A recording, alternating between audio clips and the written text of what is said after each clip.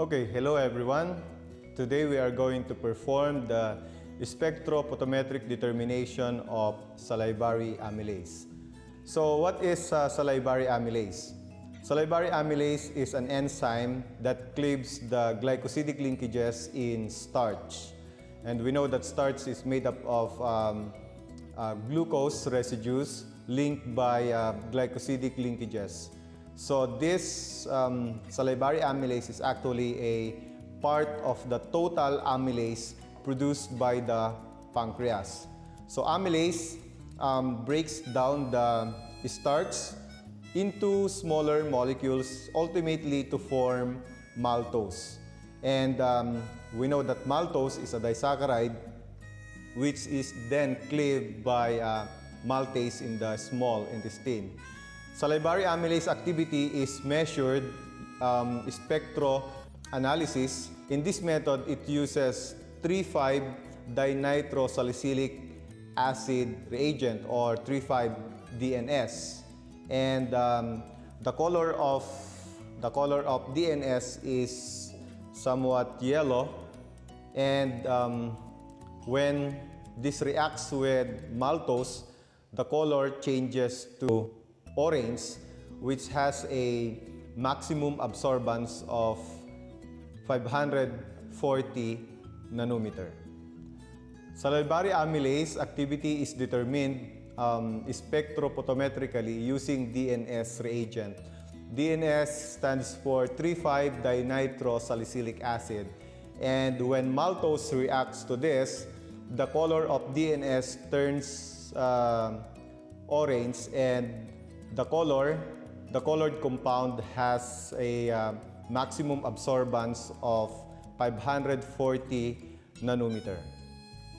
Okay, at this point we are going to prepare the standard calibration curve of DNS using maltose or standard maltose solution. So first of all, what you're going to do is you are going to prepare 6 clean test tubes, and you're going to label them with or using marker from 0.2, okay, 0.2 milligrams per ml to 1.0 milligram per ml. And of course, we have a test tube dedicated for blank.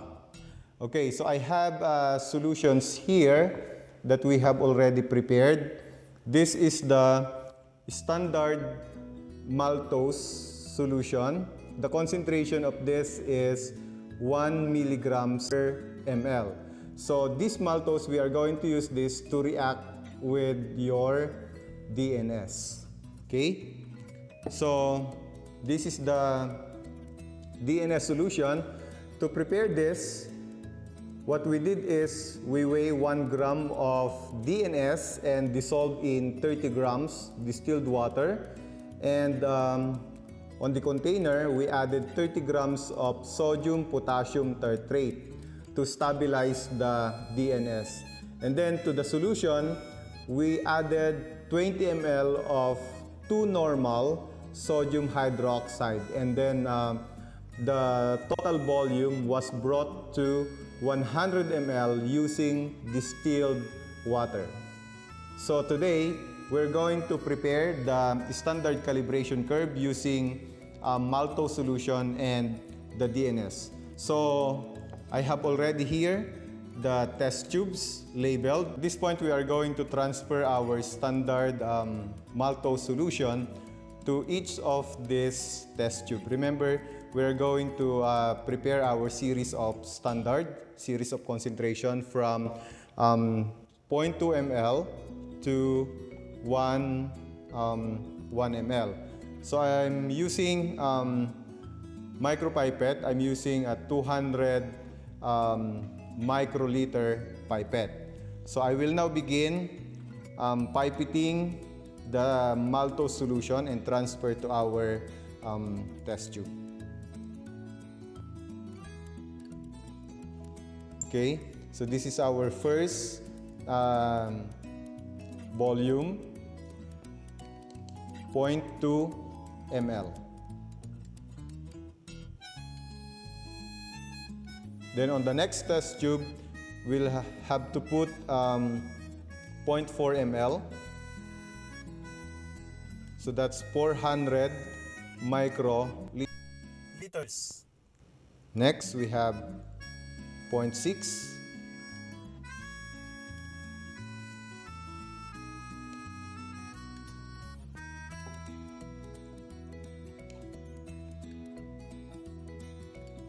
On the fourth, 0.8 ml. So 4 of this.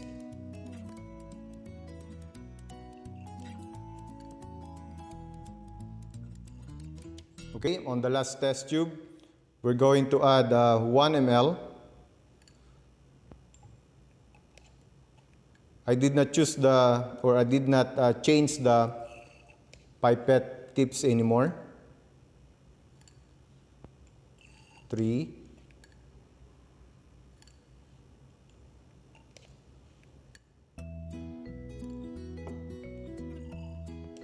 All right. The next is we are going to dilute our standard maltose solution to 2 ml using distilled water. So we will pipette out water and transfer to the test tubes, okay, appropriately up to 2 ml volume. Into the test tube that serves as blank, we will just transfer 2 ml distilled water.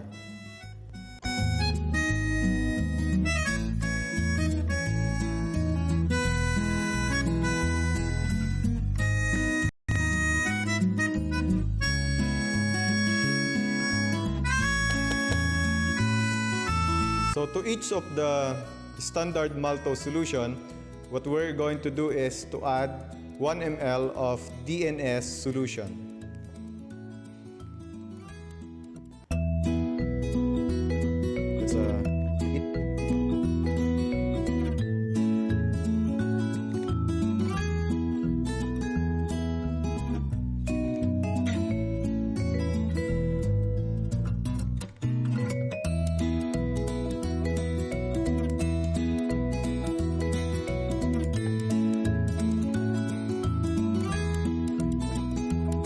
We also add DNS solution to the blank that contains only 2 ml of distilled water.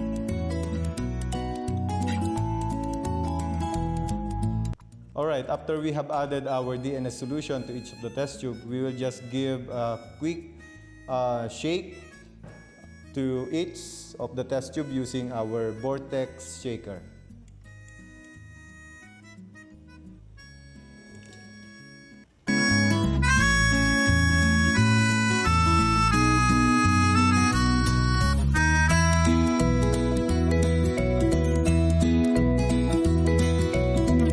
Alright, after we have shaken these solutions, we will put this in a boiling water bath for 5 minutes.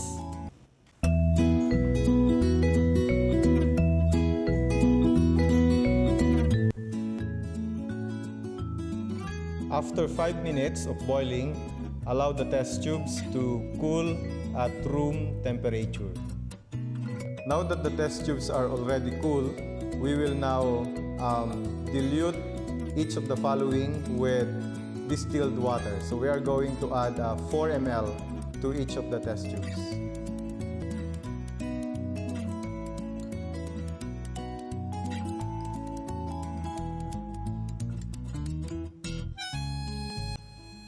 Okay, after which we will shake our solutions using vortex shaker.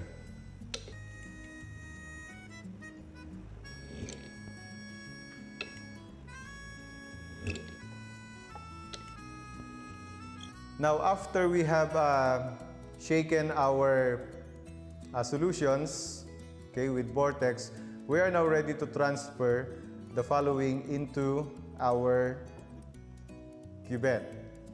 Already warm this up. So at least before using, make sure that the spectrophotometer has been warmed up for at least 30 minutes. Okay, so we are now going to transfer the solutions into our cuvette.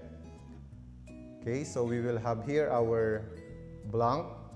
So as I said before, when we hold our cuvette, make sure that we hold the cuvette, okay, on top of the white line or above this white dot.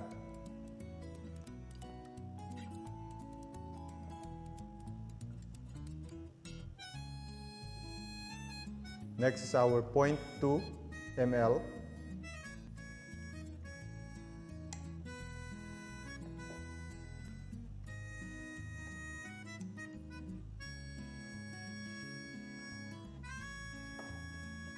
Point 4.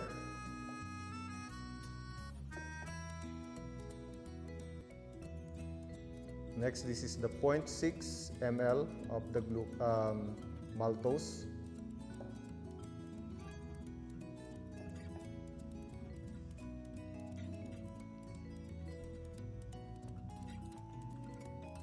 This is the 0.8 ml. And this is the most concentrated 1 ml maltose solution.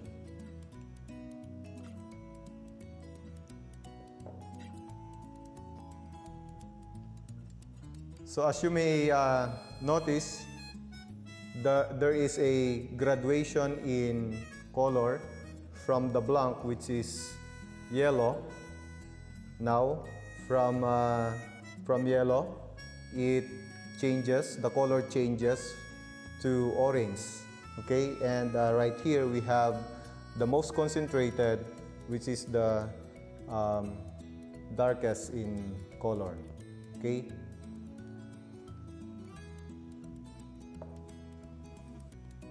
Alright, at this point we are now ready to determine the absorbance of our solution. So what I will do is I will just select basic ATC, stands for absorbance, transmittance, and concentration.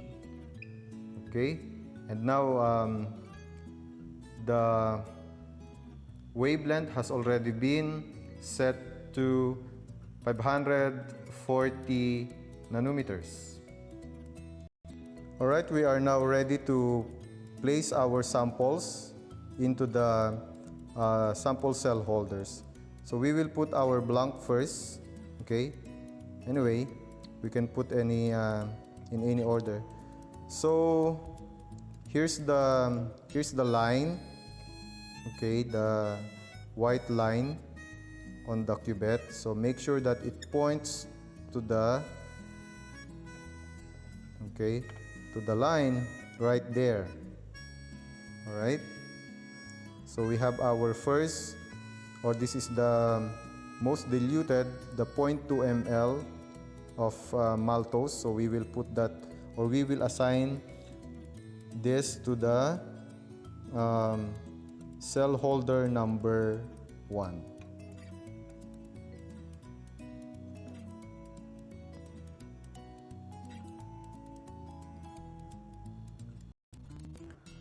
Alright, all samples are now in the cell holders. So we will close the lid tightly to prevent the entry of light. Alright, now that we have already set our wavelength to 540 nanometer, what we will do is we will first measure the absorbance of our blanc.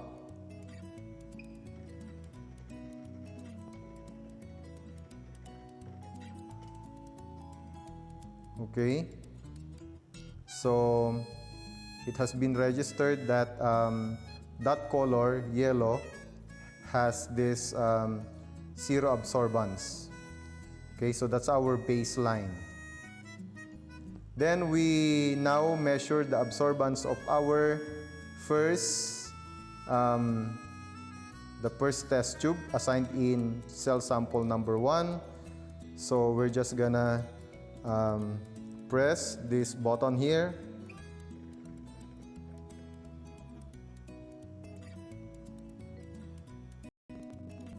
After the first test tube has been measured, you just have to press the button number 2, okay, and 3,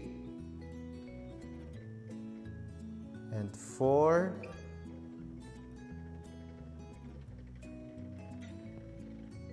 and this is the last. All right, and the absorbance will just appear.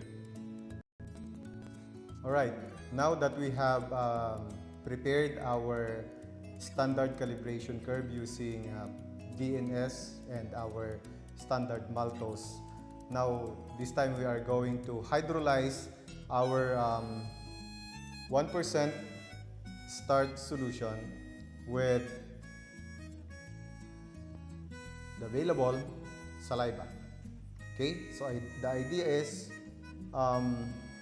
the salivary amylase present in the saliva will hydrolyze the starch into smaller fragments of oligosaccharides, and then ultimately, as time passes, the oligosaccharides will be broken down into disaccharide, particularly maltose. And maltose that has been produced will react to our DNS, which converts the DNS from yellow to orange color, which can also be measured at 540 nanometer.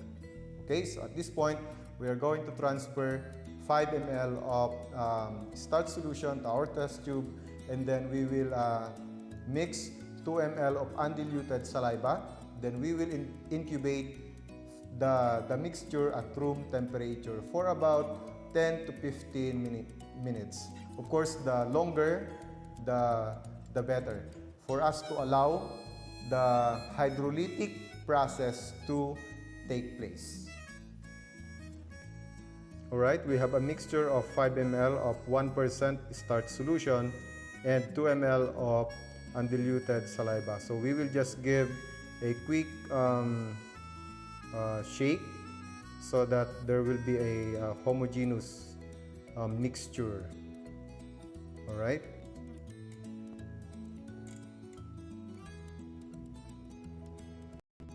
Okay, so we know that starch is a polymer made up of glucose, and we know that starch has no reducing activity.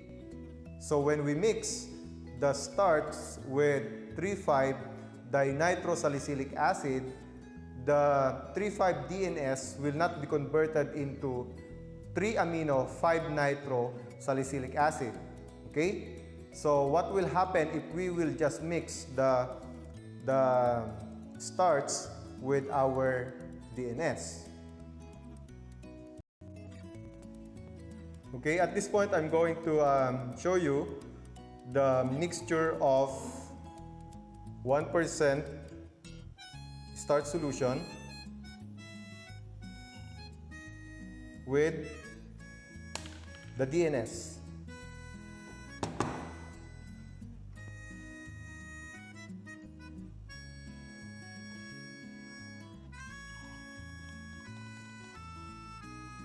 So as you notice,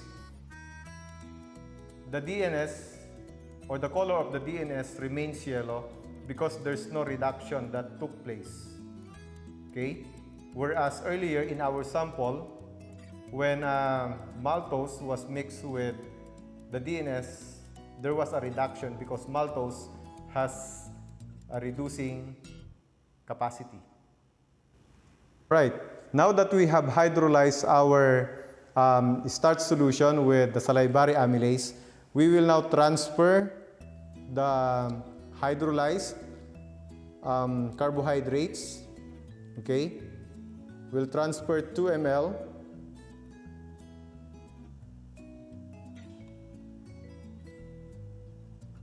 into our smallest or smaller test tube.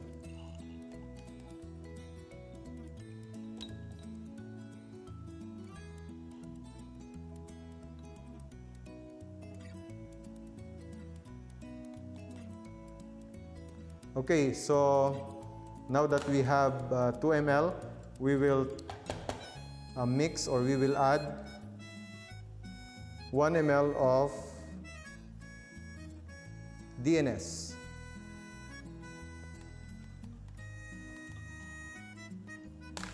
Just like what we have done earlier with our standard maltose, we will also bring this to boiling for 5 minutes.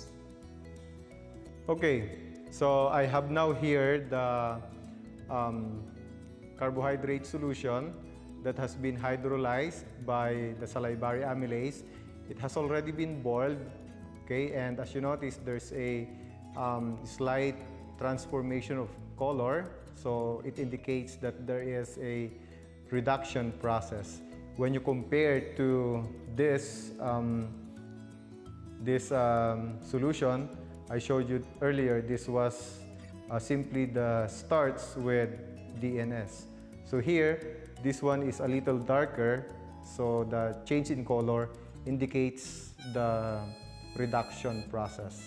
So we can now measure or determine the absorbance of this unknown sample using a spectrophotometer with the same wavelength, 540 nanometer. So once you have determined the absorbance, you can now calculate the concentration of maltose that has been liberated or that has been produced from the hydrolysis of starch. But of course, to determine the concentration of maltose or the reducing sugar, you should be able to determine the slope and the y-intercept from the calibration curve that we have prepared earlier. So we will plot the standard, or we will plot the absorbance versus the concentration in our computer or in Excel later.